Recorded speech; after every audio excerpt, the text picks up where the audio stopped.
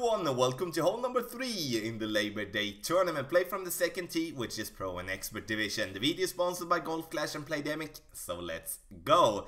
As I said, we're playing from the second tee, and before, as you can see here, we're playing with the extra mile, and we're going to play ourselves in a way that might be very risky at some times. But when we do have tailwind, we need to try to go on that narrow fairway there to the right.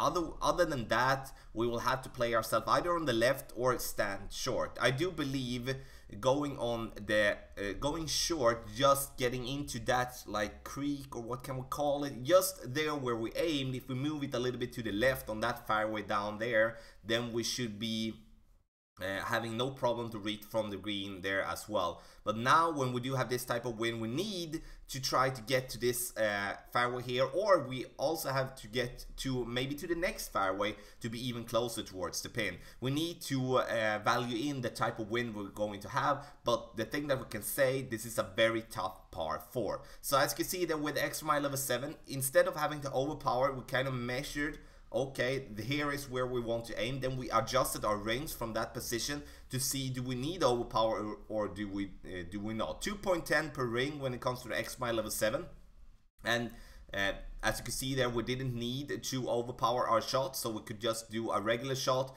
2 bars top spin, and then some side spin as well. Our opponent here tried to do something the same, gets into the water, which will happen some of the times here on hole number 3.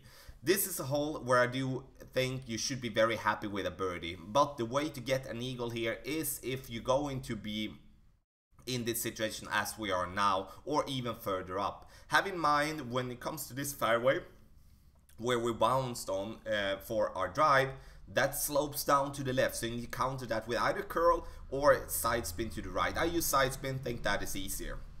With this type of shot here with the Goliath, we do have the Goliath level 7, and that is that we really need to pay attention to the compressed and the extended ball guideline. And that means if we do have tailwind, the first bounce is going to be longer than the ball guideline shows, and when it comes to having headwind, when it's compressed, then the ball guideline is going to be shorter than it looks. So we get it to bounce here, we get it very, very close, coming in a little bit too hot, and we need, of course, to use a little bit more of backspin there. Other than that, the shots here on this particular hole, you do not need to take